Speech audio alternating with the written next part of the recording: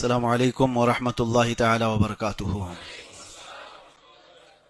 الحمد للہ وکفا وسلام علی حبیبہ المصطفیٰ اما بعد۔ بحمدہ تعالی وبکرم مصطفیٰ صلی اللہ تعالی علیہ وسلم۔ آج کی اس شب میں قرآن عظیم کے 11 پارے مکمل ہو چکے ہیں۔ اللہ تبارک و تعالی بقیہ قرآن عظیم کو صحیح تجوید سے پڑھنے اور آپ سب کو سماعت کرنے کی توفیق عطا فرمائے۔ سورہ توبہ کا اختتامی حصہ اور اس کے بعد سورہ یونس اور سورہ ہود کا کچھ حصہ۔ سورہ ہود کے متعلق تو اللہ کے نبی صلی اللہ تعالی علیہ وسلم فرماتے ہیں، سورہ ہود نے مجھے بوڑھا کر دیا۔ اس سورہ کے متعلق اور سورہ توبہ کی جو آخری آیات ہیں وہ ہمارے لیے بہت ہی روح افزا ہیں، ایمان افزا ہیں۔ اللہ تبارک و تعالی نے یوں فرمایا، لقد جاءکم رسول من انفسکم عزیز علیہ ما عنتم حریص علیکم بالمؤمنین رؤوف الرحیم۔ اللہ اپنے حبیب پاک صلی اللہ علیہ وسلم کے متعلق فرما رہا ہے، بے شک تمہارے درمیان ایک ایسا رسول آیا جس کو تمہارا تکلیف میں پڑنا برداشت نہیں ہوتا۔ پہلی صفت میرے نبی کی یہ ہے، تمہارا تکلیف میں پڑنا رسول سے دیکھا نہیں جاتا۔ عزیز علیہ ما عنتم، یہ اور پھر حریص علیکم بالمؤمنین، اگر وہ تمہارے کسی چیز کے طلبگار ہیں تو صرف تمہارے ایمان کے طلبگار ہیں۔ رؤوف الرحیم، نہایت ہی نرمی کرنے والے، شفقت کرنے والے رسول تمہارے درمیان آئے۔ 3 چیزیں رسول اللہ کی بیان کی گئیں۔ تمہارا تکلیف میں پڑنا رسول کو گوارا نہیں۔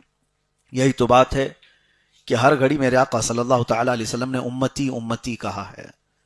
جہاں جہاں حضور پاک صلی اللہ تعالی علیہ وسلم امت کے متعلق دعا کرتے، آپ دیکھیں اس کا بیک گراؤنڈ۔ حضرت عائشہ صدیقہ رضی اللہ تعالی عنہ فرماتی ہیں، کبھی رسول کریم صلی اللہ تعالی علیہ وسلم بستر سے اٹھ کر چلے جاتے اور جب ابر چھاتا، بجلیاں کڑکتی تو حضور کھلے آسمان کے نیچے استغفار کرنے لگ جاتے تھے اللہ کریم کی بارگاہ میں۔ آپ سے پوچھا جاتا، آپ بجلیوں کے کڑکنے سے یا ابر سے اس طرح کیوں بے قرار ہوتے ہیں؟ حضور پاک صلی اللہ تعالی علیہ وسلم نے ارشاد فرمایا، مجھے اندیشہ ہوتا ہے کہیں یہ بجلیاں یا یہ ابر میری امت پر عذاب نہ بن جائیں۔ پچھلی امتوں پر عذاب آنے سے پہلے اسی طرح کے حالات ہوتے تھے، تو میں استغفار کرتا ہوں کہ اللہ تبارک و تعالیٰ میری امت کو عذاب سے بچائے۔ اور جب یہ بجلیاں اور ابر چھٹ جاتا ہے تو واپس حضور تشریف لاتے۔ فکر امت یہ تھی اللہ کے نبی صلی اللہ تعالیٰ علیہ وسلم کی۔ اس آیت کی تفسیر بڑی طویل ہے اور رسول کریم صلی اللہ تعالیٰ علیہ وسلم کے متعلق یہ فرمایا گیا کہ وہ نہایت ہی نرم دل اور شفقت کرنے والے ہیں۔ ارے وہ جانوروں کی سنتے تھے، لکڑی کے رونے کو بھی وہ برداشت نہیں کرتے۔ صحابہ اکرام فرماتے ہیں، مسجد نبوی میں ایک مرتبہ حضور پاک صلی اللہ تعالیٰ علیہ وسلم جو عصا لے کر کھڑے ہوتے تھے اس کو چھوڑ دیا حضور نے، تو اس لکڑی سے رونے کی اتنی آواز آنے لگی جیسے کوئی بچہ اپنی ماں سے بچھڑ کر روتا ہو۔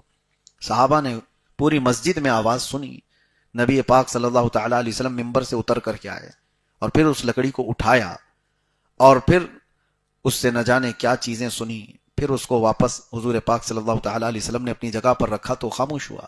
حضور فرماتے ہیں، یہ رونے لگا تو اس کا رونا مجھ سے دیکھا نہیں گیا، میں خطبہ چھوڑ کر اتر آیا۔ یعنی لکڑی کا رونا حضور کو گوارا نہیں۔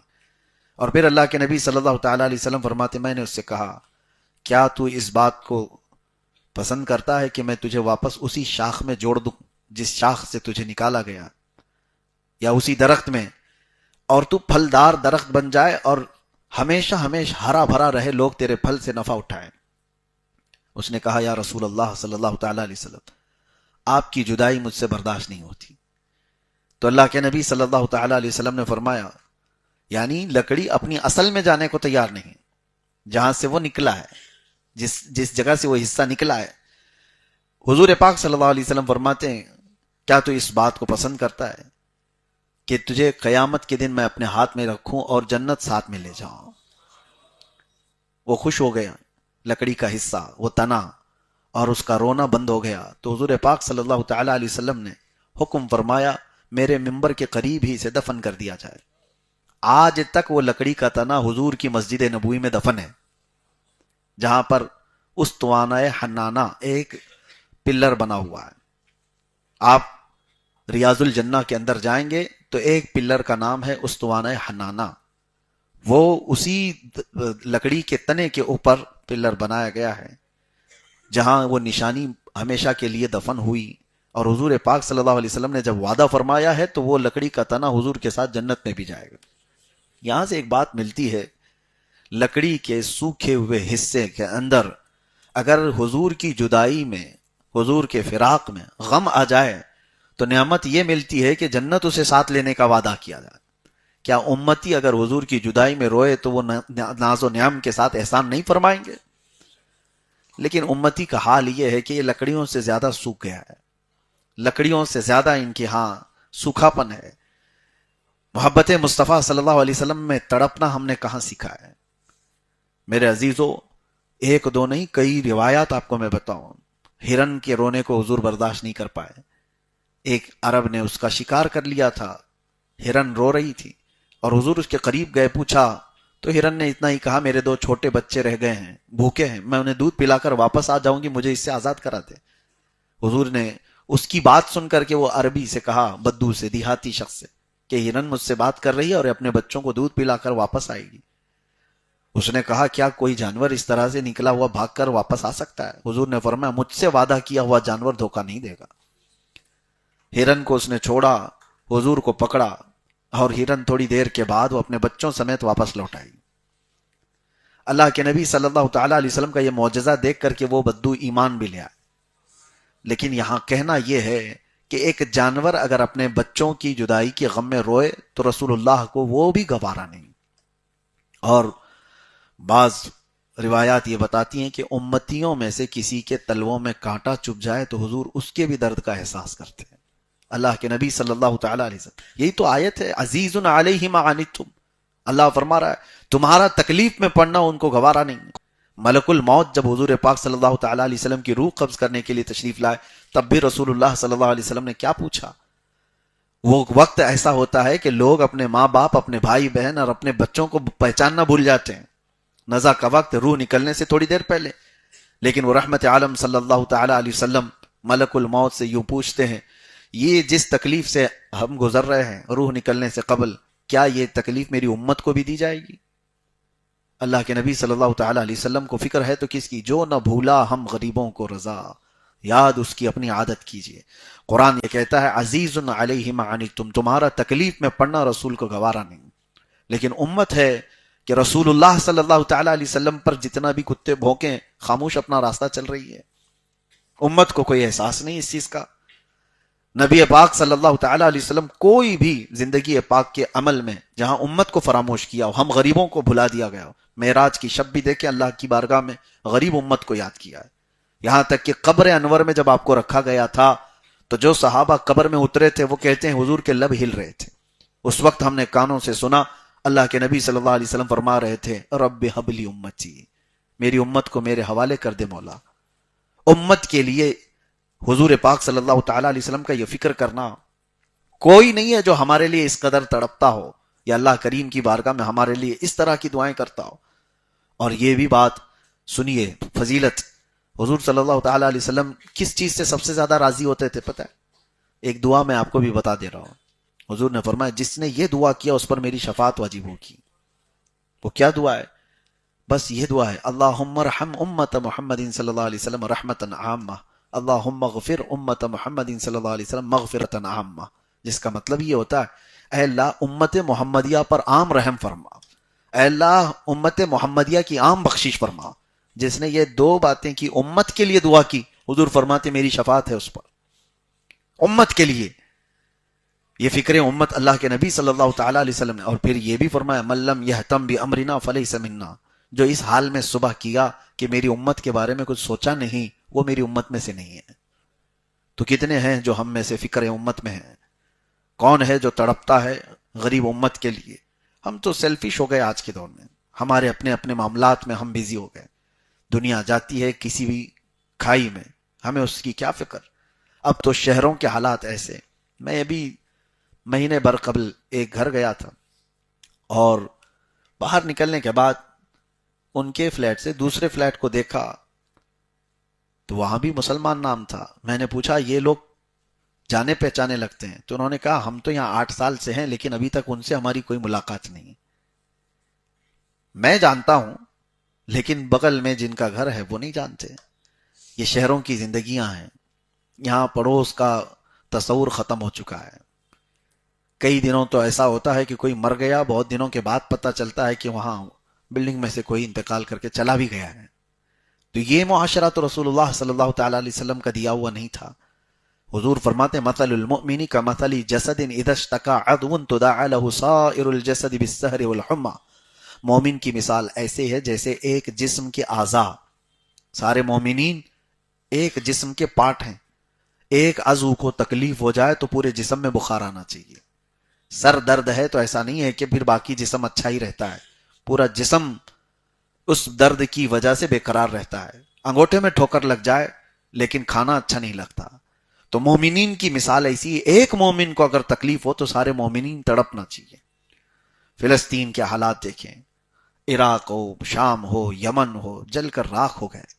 آپ اندازہ کر سکتے ہیں 70,000 لوگوں کو قتل کر دیا گیا۔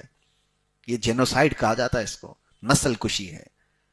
اور اس میں سے تقریباً 30,000 کے قریب وہ بچے جو ابھی کھلے بھی نہیں تھے، وہ اپنے باپ کی گود میں ختم ہو گئے۔ کیسے کیسے ان لوگوں کے چیتڑے اڑائے گئے۔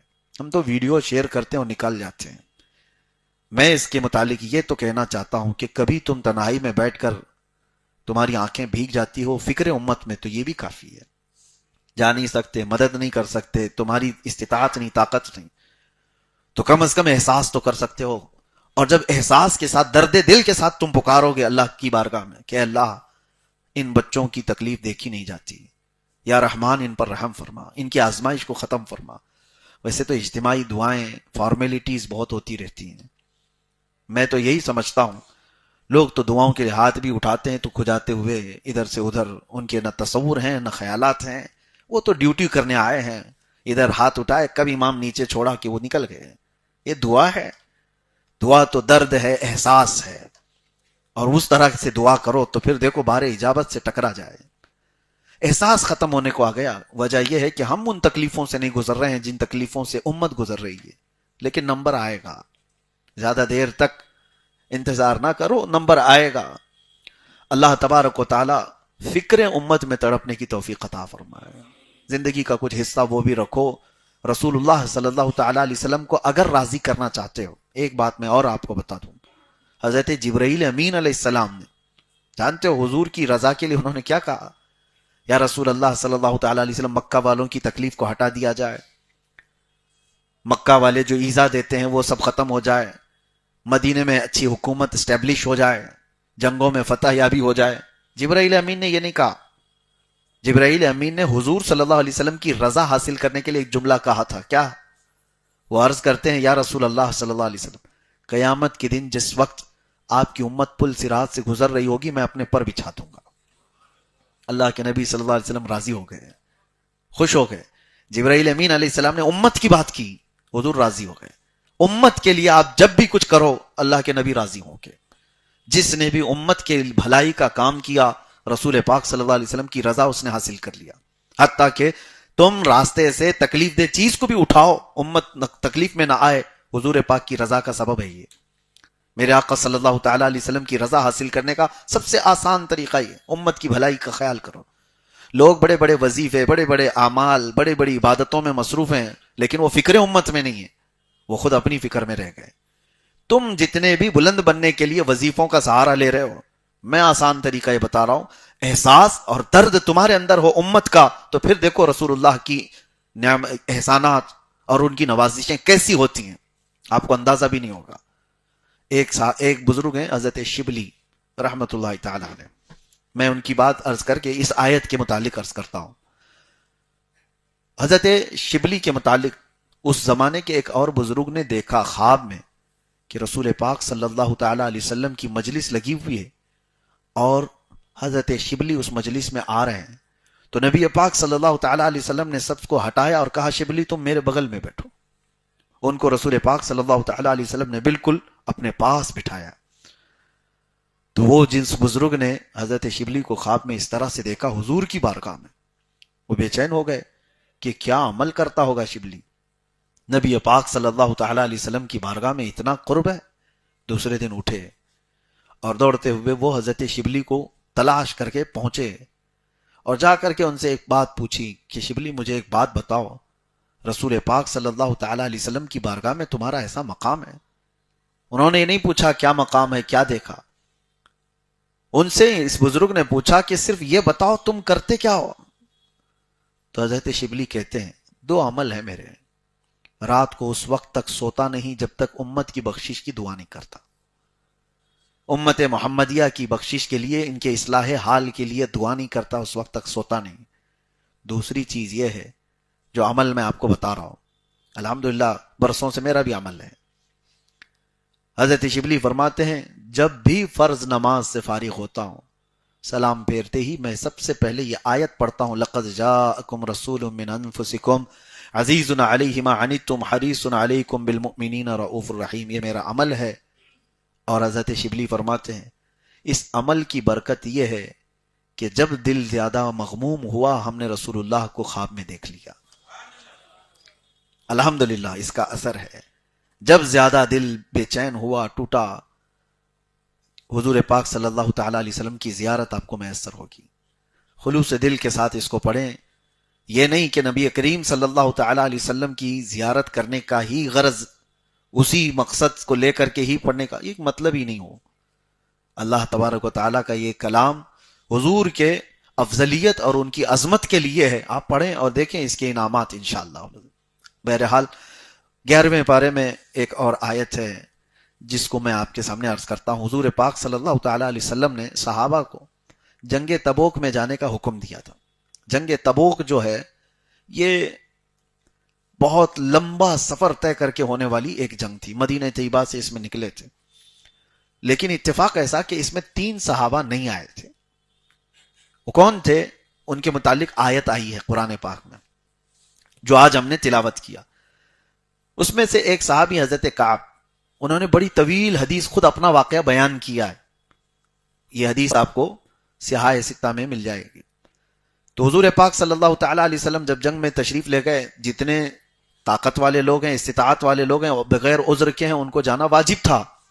سفر چلتا رہا، لیکن 3 لوگ ایسے تھے مدینے میں وہ نہیں آئے۔ حضور نے ان کے بارے میں پوچھا بھی کہ فلاں بن فلاں کہاں ہے، فلاں بن فلاں کہاں ہے؟ تو صحابہ نے کہا ہم نے ان کو مدینے میں دیکھا تو تھا، بیمار بھی نہیں، صحت مند تھے، لیکن آئے کیوں نہیں پتا۔ اس کے بعد یہ حضرت کعب کہتے ہیں میری بات یہ تھی کہ ابھی جماعت نکل رہی تھی، صحابہ اکرام جا رہے تھے، سوچا ابھی تو یہ لوگ مدینے کے باہر ہی پہنچے ہیں، جا کر کے میں پا لوں گا، بہت جلدی ہی ان کو پکڑ لوں گا۔ پھر تھوڑا سو گئے، پھر سوچا دوسری منزل پہ پہنچے ہوں گے، وہاں تو میں آسانی سے پہنچ جاؤں گا۔ تیسری منزل تک پہنچے ہوں گے، وہ کرتے کرتے یہ اسی طرح سے وقت گزرتا گیا اور رسول اللہ صلی اللہ تعالی علیہ وسلم صحابہ کے ساتھ سفر پر نکل گئے، لمبا سفر ہو گیا۔ وہ دونوں جو باقی صحابہ ہیں ان کا بھی یہی حال تھا، کوئی عذر تو تھا نہیں، سوچ رہے تھے ابھی جائیں گے، ابھی جائیں گے، ابھی جائیں گے، نماز کا وقت ہو جائے تو لوگ کرتے ہیں، جماعت میں ابھی تو اتنا ٹائم باقی ہے، ابھی نکلیں گے تب پہنچیں گے، ابھی نکلیں گے تب پہنچیں گے۔ بہرحال تو حضور پاک صلی اللہ تعالی علیہ وسلم جب واپس آئے جنگ سے تو سب سے پہلے ان 3 لوگوں کو طلب کیا، کہاں ہیں فلاں بن فلاں، فلاں بن فلاں۔ اس میں حضرت کعب جو بیان کرتے ہیں گھبراہٹ تھی، ڈر تھا کہ ہم تو بغیر عذر کے نہیں گئے، ہیلا بہانہ کر سکتے تھے کہ کچھ نہ کچھ بہانہ کر لیں، بیوی بیمار، گھر کے معاملات کچھ خراب، لیکن حضرت کعب کہتے ہیں حضور پاک صلی اللہ علیہ وسلم نے جیسی پوچھا کہ کعب کس چیز نے تم کو روکا جنگ میں آنے سے، کیوں سفر میں ساتھ نہیں آئے؟ کہتے ہیں میں بہانہ بنا سکتا تھا، لیکن اس سے میں کیا چھپاؤں جو دل کے حالات کو بھی جانتا ہو۔ رسول رحمت صلی اللہ تعالی علیہ وسلم کی بارگاہ میں کیا بیان چھپا سکتا ہوں؟ تو پھر انہوں نے صاف صاف بتا دیا، یا رسول اللہ سستی اور کاہلی نے مجھے روک دیا، میں نہیں آ سکا۔ ان دونوں سے پوچھا، ان کا بھی معاملہ وہی تھا، انہوں نے بھی صاف صاف بتا دیا کہ ہم آنے کو تیار تو تھے، اب تب کرتے ہوئے جماعت آگے نکل گئی صحابہ کی اور ہم رہ گئے۔ حضور پاک صلی اللہ تعالی علیہ وسلم نے کیا فرمایا؟ پورے مدینے والوں کو حکم ہوا کہ ان تینوں کا مکمل بائیکاٹ کر دیا جائے، ان سے کوئی نہ ملاقات کرے گا، نہ ان کے ساتھ کوئی لین دین، کھانا پانی کچھ نہیں ہوگا۔ اور صحابہ اکرام رضوان اللہ تعالی علیہ مجمعین وہ حضور کی بات پر تو ایسے عمل کرنے والے، وہ سیسا پلائی دیوار تھے، ایک حکم آ جانے پر 50 سال پرانی شراب کے مٹکے توڑ دیے تھے۔ وہ صحابہ کی بات ہے، حکم آ گیا تو پھر اس کے بعد وہ نہیں دیکھتے۔ میں آپ کو صرف اتنی بات بتاتا ہوں، حکم پر عمل پیرا ہونے کا طریقہ صحابہ کا کیا تھا۔ عبداللہ بن رواحہ رضی اللہ تعالیٰ، ایک صحابی، حضور پاک صلی اللہ علیہ وسلم مسجد نبوی میں بیان کر رہے تھے، اسی اسنا میں جو لوگ کھڑے ہوں گے حضور نے فرمایا بیٹھ جاؤ بیٹھ جاؤ۔ حضور کی آواز آئی، جو کھڑے ہوں گے ان کے لیے۔ عبداللہ بن رواحہ اپنے گھر سے نکلے ہوئے ابھی گلی میں تھے، جمعہ کے لیے مسجد میں آ رہے تھے، ان کے کانوں میں حضور کی آواز آئی، وہ گلی میں ہی بیٹھ گئے، وہیں بیٹھ گئے۔ تو لوگوں نے ان سے کہا کہ عبداللہ، رسول اللہ صلی اللہ تعالی علیہ وسلم وہ مسجد میں موجود لوگوں سے فرما رہے ہیں کہ بیٹھ جاؤ۔ حضرت عبداللہ بن رواحہ کہتے ہیں میرے کانوں میں رسول اللہ کی آواز آ گئی بیٹھ جاؤ، اگر میں کھڑا رہا اس کے بعد تو پھر غداروں میں شمار نہ ہو جائے، نافرمانوں میں میرا شمار نہ ہو جائے۔ اور اس کے بعد ایسی ہی گھسٹتے گھسٹتے مسجد تک آئے، کھڑے نہیں ہوئے۔ تو صحابہ کے عمل کا طریقہ تو یہ تھا، ایک بار اگر کہہ دیا جائے بائیکاٹ، تو یہ نہیں کہ چوری چھپے کوئی بات کر لی جاتی، نہیں، وہ تو اتنے سخت تھے معاملات میں۔ انس بن نزیر ایک صحابی ہیں، حضور صلی اللہ علیہ وسلم ان کے گھر گئے اور راز کی کچھ باتیں ان سے ہوتی تھی۔ مکہ سے ایک لیٹر آیا تھا، جنگوں کی تیاریاں کر رہے تھے مکہ والے، اس میں لکھا ہوا تھا کہ کیا کیا تیاریاں ہو رہی۔ حضور صلی اللہ علیہ وسلم نے انس بن نزیر سے کہا پڑھ کے سناؤ، تو انہوں نے پڑھا، سنایا، اور حضور نے فرمایا بند کرو، یہ تیرے اور میرے بیچ میں راز ہے، کسی کو بتانا نہیں۔ ہو گئی بات، یہ فائنل ہے۔ صحابی رسول کو جب یہ بات مل گئی، لیکن حضرت انس بن نزیر کے بارے میں بتایا جاتا ہے وہ اپنی بیوی سے بہت محبت کرتے تھے، عشق کرتے تھے، عشق کے درجے تک اپنی بیوی سے محبت کرتے تھے۔ ان کی بیوی ان کی بڑی محبت کی حامل تھی۔ بہرحال ہوا یہ کہ رسول پاک صلی اللہ علیہ وسلم جیسے ہی ان کے گھر سے گئے، ان کی بیوی سامنے آئی، کہا انس، رسول اللہ صلی اللہ علیہ وسلم آئے تھے، کیا بات ہو رہی تھی؟ عشق اپنی جگہ، محبت اپنی جگہ بیوی کا۔ انس بن نزیر نے کہا نہیں، وہ بات نہیں بول سکتا جو رسول اللہ نے کہا کہ راز ہے، وہ نہیں بول سکتا۔ انہوں نے کہا مجھ سے بھی چھپاؤ گے، مجھ سے بھی چھپاؤ گے، اتنی محبت کرتے ہو، اتنا عشق کرتے ہو؟ کہا وہ تمہارا مقام الگ ہے۔ یہ بات چل رہی تھی، اسی میں بیوی نے کہہ دیا میں نے تو سن لیا ہے دیوار کے پیچھے سے کیا بات ہو رہی تھی، مکہ سے خط آیا ہے، مکہ والے جنگوں کی تیاری کر رہے ہیں۔ او اتنا سننا تھا، سیدھے انس بن نزیر جا کے گلا پکڑ لیا اپنی بیوی کو، اور گلا پکڑ کر کے رکھے کہ میں تجھے نہیں چھوڑ سکتا، کیونکہ میرے اور رسول اللہ کے راز کا افشا میں برداشت نہیں کر سکتا۔ وہ اپنا گلا چھڑانا چاہ رہی ہیں لیکن یہ چھوڑ نہیں رہے، اور اسی طرح سے گردن پکڑ کر کے رسول اللہ تک لے کر کے آئے، جس سے بے حد محبت کرتے ہوں۔ آ کر کے نبی پاک صلی اللہ علیہ وسلم سے عرض کیا کہ آقا، آپ کا یہ غلام آپ کے راز کی حفاظت کر رہا تھا، لیکن دیوار پیچھے سے اس خاتون نے سن لیا، اگر آپ کا حکم ہے تو اس کو میں ختم کر دوں۔ رسول پاک صلی اللہ تعالی علیہ وسلم رحمت للعالمین ارشاد فرماتے ہیں انس چھوڑ دو، وہ بھی میری صحابیہ ہے، وہ راز کی حفاظت کرے گی۔ اس کے بعد ہاتھ چھوڑ دیا، پھر مسکرا کر اپنی بیوی سے کہا یہ رشتہ الگ ہے اور وہ محبت الگ ہے۔ میرے آقا صلی اللہ تعالی علیہ وسلم کا حکم جہاں آ جائے تو پھر کوئی رشتہ نہیں ہے۔ یہ صحابہ کا معمول تھا۔ تو یہ تین صحابہ کو جیسی حضور نے ایک بات میں کہہ دیا مدینے میں کہ ان تینوں کا بائیکاٹ، بیویوں نے بات کرنا چھوڑ دیا، ان کے بھائیوں نے، ماں باپ نے، کہ اللہ کے نبی کا فرمان ہے تم سے بات نہیں کر سکتے۔ حضرت کعب کہتے ہیں زندگی اتنی کٹھن ہو گئی تھی، سخت ہو گئی تھی کہ جس کو دیکھو منہ پھیر رہا ہے، کوئی بات کرنے کو تیار نہیں۔ چلو یہ باتیں تو ہم برداشت کر لیتے کہ مدینے والے کوئی ایک دوسرے سے کوئی بھی ملنا نہیں چاہ رہے ہم سے، لیکن رسول اللہ صلی اللہ تعالی علیہ وسلم کے پاس جائے تو میرے آقا بھی چہرہ پھیر لیتے تھے۔ یہ بہت سخت معاملہ تھا ان کے لیے۔ اور ان کی خطا کیا تھی؟ یہ بغیر عذر کے جنگ سے پیچھے رہ گئے تھے۔ اللہ کے نبی صلی اللہ تعالی علیہ وسلم نے جب فرمایا، ان کی بیویوں کے بارے میں وہ کہتے ہیں وہ کھانے کا برتن یوں سرکا دیتی تھی اور چہرہ پھیر کر کے چلی جاتی تھی، اگر وہ کچھ بات کرتے تو پیچھے مڑ کر کے، کیونکہ وہ رشتہ داریاں بھی تھیں، اس کے باوجود وہ کہتی اللہ کے نبی صلی اللہ علیہ وسلم نے جتنا حکم دیا اسی پر ہم عمل کریں گے، کہیں ہمارا ایمان نہ چلا جائے۔ وہ عتاب میں چل رہے تھے، اور اس اسنا میں ان کے تقریباً 40 دن گزر گئے۔ وہ کہتے ہیں کہ زمین تنگ ہو گئی تھی ہمارے لیے، رو رو کر کے ان کے حلقے پڑ گئے تھے، اتنا روئے تھے یہ تینوں صحابہ۔ تب یہ آیت نازل ہوئی حضور پاک پر، وعلى الثلاثة الذين خلفوا حتى إذا ضاقت عليهم الأرض بما رحبت وضاقت عليهم أنفسهم. اللہ فرماتا ہے وہ تین لوگ جو حضور پاک صلی اللہ علیہ وسلم کی جماعت سے پیچھے رہ گئے، ان پر زمین تنگ ہو گئی تھی، تو اس کا نبی پاک صلی اللہ تعالی علیہ وسلم نے بائیکاٹ کا حکم دیا، سارے مدینے والوں نے ان کو تنہا کر دیا، چھوڑ دیا. ثم تاب علیہم لیتوبوا ان اللہ هو التواب الرحیم.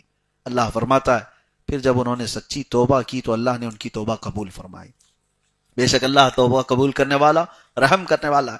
جب یہ آیت نازل ہوئی، حضور پاک صلی اللہ تعالی علیہ وسلم فجر میں اعلان فرماتے ہیں کہاں ہے کعب، کہاں ہے فلاں، کہاں ہے فلاں. تینوں صحابہ کا نام لیتے ہیں، وہ دوڑے دوڑے آئے اور حضور نے یہ جیسی آیت تلاوت کی، حضرت کعب کہتے ہیں میری زندگی میں ایسی عید کا دن آیا ہی نہیں تھا، ایسی عید کا دن آیا نہیں تھا جیسا مجھے نبی پاک صلی اللہ تعالی علیہ وسلم نے ہماری توبہ کی قبولیت کا مژدہ سنایا تھا. تو یہ تین صحابہ. یہاں کہنے کی بات یہ ہے بڑے لوگ تھے صحابہ.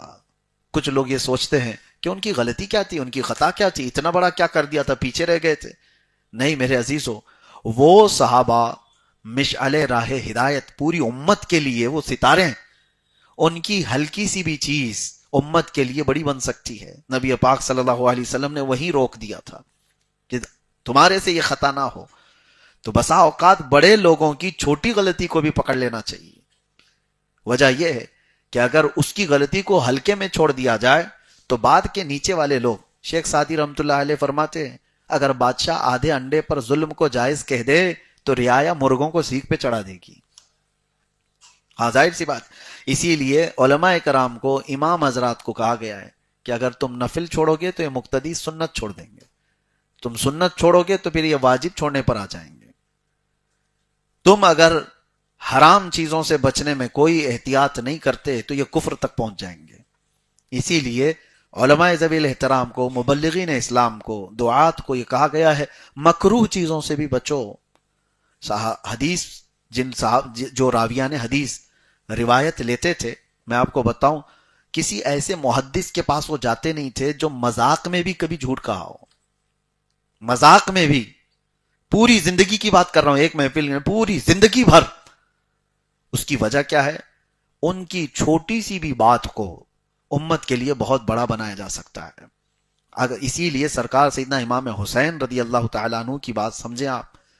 یزید کے ساتھ معاملہ کیا تھا؟ بس یہی تو تھا کہ وہ فاسق و فاجر خلیفہ، اگر اس کو برداشت کر لیا جاتا تو بعد کے لوگوں کے لیے دلیل بن جاتی. رسول اللہ کا نواسہ جب فاسق و فاجر کو امام مان سکتا ہے تو ہم اپنے زمانے کے چوروں کو امام کیوں نہیں مان سکتے؟ ہماری مسجدوں کے مصلوں کا آج تک پاک ہونا، محترم رہنا، اس میں امام حسین کا صدقہ ہے. انہوں نے چھوٹی سی چیز اگرچہ آپ کے نظر میں ہو. ایک اور میں آپ کے سامنے حکایت عرض کرتا ہوں. ایک عالم دین ہے، وہ جہاز کے سفر پر ہیں اور پانی کے جہاز میں، وہ بیچ دریا میں جب جہاز پہنچا، ان کے پاس 2000 سونے کے سکے تھے، 2000 اشرفیاں یہ سفر میں لے کر چل رہے تھے.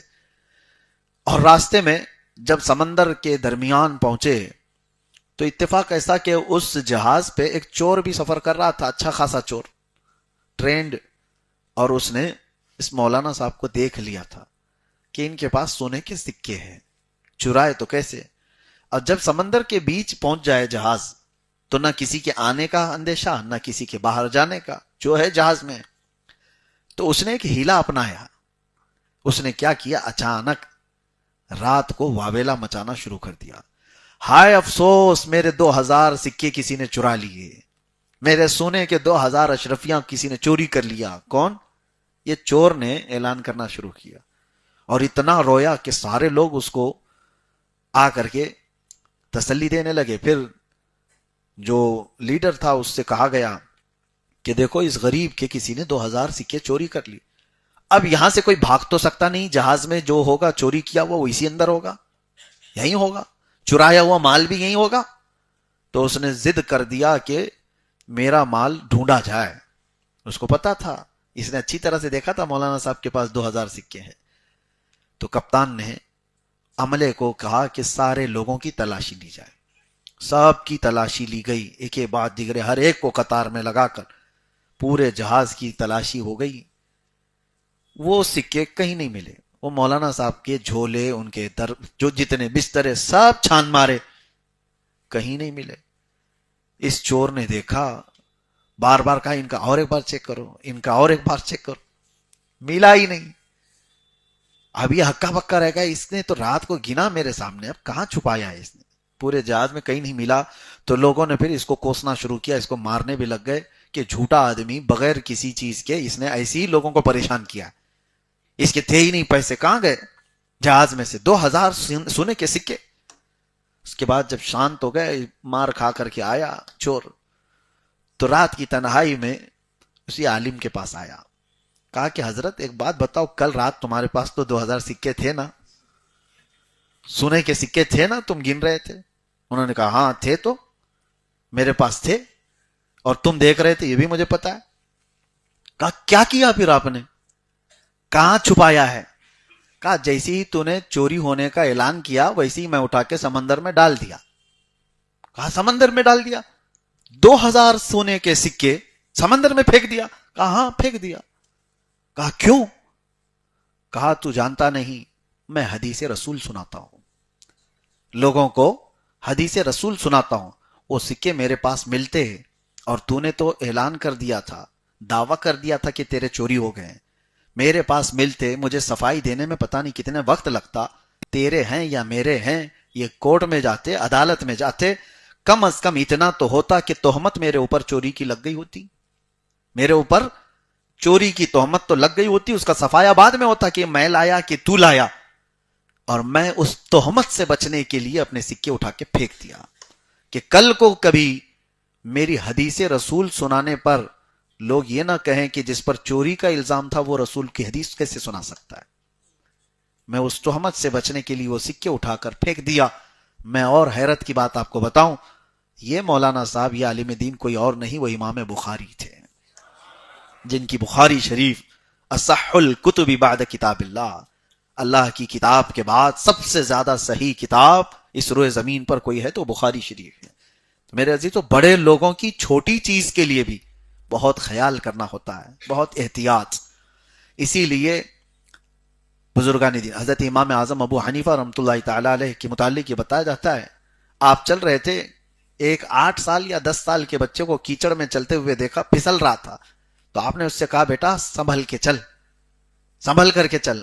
اس بچے نے آپ کو جواباً کہا امام اعظم ابو حنیفہ سے کہ حضور میں گروں گا میری ہڈی ٹوٹے گی، اس سے زیادہ کچھ نہیں ہوگا، آپ سنبھل کے چلو، آپ گرو گے تو پیچھے پوری امت گر جائے گی. امام اعظم فرماتے ہیں اس کا یہ جملہ میں نے زندگی بھر اپنے درس کے لیے رکھ لیا. ہوتا یہی ہے میرے عزیزوں، صحابہ کرام پر میرے آقا صلی اللہ علیہ وسلم نے جو سختی فرمائی تھی، اس کی وجہ یہی ہے کہ قیامت تک آنے والی امت یہ صحابہ کو فالو کرنے والی ہے. ان کی کسی بھی ہلکی سی چیز کو بھی دیکھ کر کے امت اگر اسی راستے کو فالو کرے گی تو کیا ہوگا؟ تھوڑا ہلکا کج یا ہلکا ٹیڑھا پن بھی حضور نے ان کے اندر باقی رہنے نہیں دیا. صحابہ کو اتنا مکمل بنا دیا گیا تھا کہ قیامت تک پیدا ہونے والے سب سے اچھے لوگ جو تھے ان سب کو اللہ نے چن کر کے رسول اللہ کا صحابی بنایا. اسی لیے ہم فجر کے بعد صحابہ کی سیرت بھی عرض کر رہے ہیں. آپ کو حدیث میں نے بتایا تھا کہ اللہ کے نبی نے فرمایا میرے صحابہ ستاروں کی مانند ہیں، تم جس کی بھی پیروی کرو گے ہدایت پا جاؤ گے. یہ آیتیں تھی. بہرحال ایک اور چیز میں آپ کو بتا دوں، اللہ تعالیٰ نے ایک ایسی مسجد کا بھی ذکر کیا ہے اس میں جس کو ڈھانے کا حکم دیا گیا تھا، مسجد ضرار. والذین اتخذوا مسجدا ضرارا کفرا وتفریقا بین المؤمنین وارصادا لمن حارب اللہ ورسولہ. اللہ تعالیٰ اس میں فرماتا ہے کہ وہ لوگ جنہوں نے مسجد ضرار بنائی. یہ کیا تھی مسجد ضرار؟ کچھ منافق تھے مدینہ طیبہ میں، رسول اللہ صلی اللہ تعالیٰ علیہ وسلم کے پاس آتے تھے، لیکن ان کو پورا چانس ملتا نہیں تھا کہ اپنی تنہائی میں میٹنگ کرنے کے لیے حضور کے خلاف، اسلام کے خلاف. وہ چھپے ہوئے کافر کو کیا کہتے ہیں؟ چھپے ہوئے کافر کو منافق کہتے ہیں. چہرہ اس کا سب کچھ مسلمانوں کی طرح، نماز بھی پڑھتا ہوگا، سب کچھ کرتا ہوگا، لیکن اندر سے وہ کافر ہے، اس کو منافق کہتے ہیں. تو انہوں نے آ کر رسول اللہ صلی اللہ علیہ وسلم سے یوں کہا کہ ہم بڑے دور رہتے ہیں محلے میں، وہاں سے مسجد نبوی آنے میں ہم کو لمبا وقت لگ جاتا ہے اور آنے جانے کی تکلیفیں ہیں، لہٰذا ہم کو ایک الگ مسجد بنانے کی پرمیشن دیجیے، الگ ہم ایک مسجد بنا لیں. رسول پاک صلی اللہ تعالیٰ علیہ وسلم سفر پر جا رہے تھے، ان لوگوں نے مسجد بنا لی، لیکن ان کا مقصد دوری کی وجہ نہیں تھی. مسجد نبوی تو صحابہ کہاں کہاں سے آتے تھے.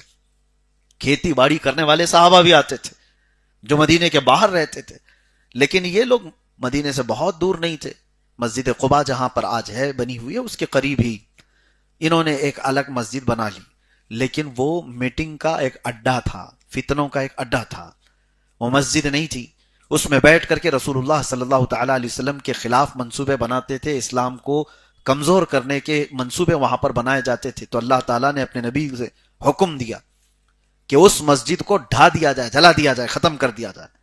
تو وہ مسجد ضرار اس لیے کہلاتی. اللہ کے نبی صلی اللہ تعالی علیہ وسلم نے حکم دیا صحابہ کو کہ اس طرح کا فتنوں کا اڈا اگر مسجد کی شکل میں ہو تو اس کو ختم کر دیا جائے.